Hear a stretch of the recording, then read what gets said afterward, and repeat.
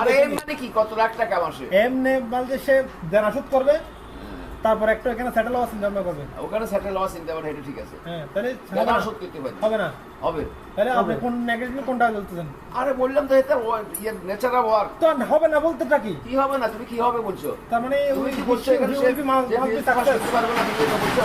হ্যাঁ, এটা বলি নাই। না না নজরুল সাহেব, আপনার সবকিছু আমি মানি, ঠিক আছে, আপনি না সব বুঝো কেন আপনি ডাইরেক্ট এই কথা কেন বললেন? ও কি বস্তা বস্তা কাঁধে তুলছে, এটা কেন বললেন? এটা তো আমি মানতে পারি না।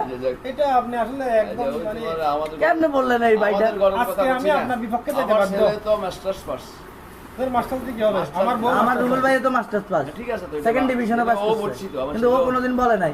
না, আমার ছেলে বলে আমেরিকা যেতে বলছে, আর কয় জায়গায় এত কষ্ট করি আমি পাস করলাম, এমবিএ পাস করলাম, আমি যখন ফেস করতাম দেখো। এটা একটা উদাহরণ, সিম্পল। এটা দিয়ে বাকিগুলো তুমি বুঝতে আপনি পারছো। না বুঝো কেন সব সময়?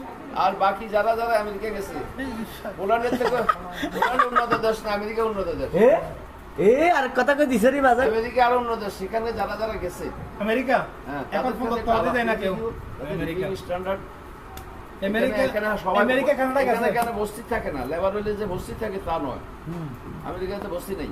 আচ্ছা, আচ্ছা, এখন না, বলতে কি পোল্যান্ডে বস্তি আছে, তাহলে রুবেল ভাই বস্তিতে থাকে। ওখানে বস্তি না। এখন আমার দেশে আমরা চিন্তা করি যে এই রোবেলের 2,22,000 টাকা বেতন, আপনি জানেন? শুনে রাখেন তাহলে। এই আচ্ছা, আমার 2,22,000 সাথে সেটা বিশ্বাস করবো?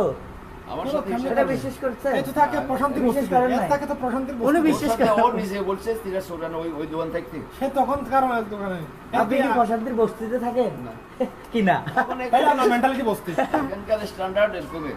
তাহলে আপনি তাহলে আপনি রুবেল সাহেব, বস্তিতে আপনি কোথায় এটা আছেন? কি বললেন? এখন তুমি যদি যাও, আমরা আটটা বলছি না, সোনারগাঁও হোটেলে গেছি। হ্যাঁ। সোনারগাঁও হোটেলে গেছি। সে ওই দোকান থেকে যেটা বলেছে সেটা ওয়ার্ক পারমিট তো বাদ। আচ্ছা, ওয়ার্ক পারমিটের কথা, পারমিট কস্টিং এর কথা বলি না, মান্থলি স্যালারির কথা বলি। আপনি আসলে আমাদের আপনি আমার লাঠি দিয়ে আমার মাথায় দুটো বাড়ি দেন।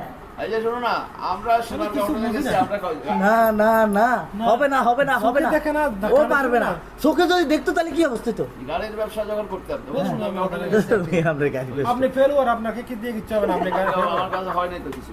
তো আপনি কেমন আরেকজন অ্যাডভাইস দিবেন? অ্যাডভাইস নেওয়ার কথা আপনার। যাতে ম্যাট্রিক ফেল করছে এত রাতে প্রাইভেট মাস্টার রাখলে হবে না, সিলেবাস আচ্ছা। করবে না, বুঝতো না, আমার রাখলে হবে এই জন্য আমি না না। তাহলে আপনি তাহলে বলেন, এই জন্য আমি না না। আমি যেহেতু সাকসেস হই নাই, আমি কাউকে সাকসেস হইতে দিব না জীবনে। তাহলে আপনার মনে তোমার হিংসা কাজ করে। আচ্ছা শোনো না, ওনারা সোনারগাঁও হোটেলে গেছে যে ওই বিয়ার খাইতেছি সবাই। বিয়ার? হ্যাঁ, আমি একটা খাইছি আর খাইনি। আমি তো তখন থেকেই খারাপ। আর তারপরে ধর, আপনি তো ভালো মানুষ না। আমার সাথে আপনি যারা বিয়ার খান, আপনার সাথে কি কথা বলবো? আমার যাদের সাথে যারা ছিল, হ্যাঁ। ওরা খাইতেছে না কেন? আচ্ছা, ও মুসলিমরা কানে খায়। কত করে খাচ্ছি টাকা? বিয়ার একটা 100 টাকা, হ্যাঁ। 20 এখানে 420 টাকা। আচ্ছা। কেমনি খাবো চলুন, আমরা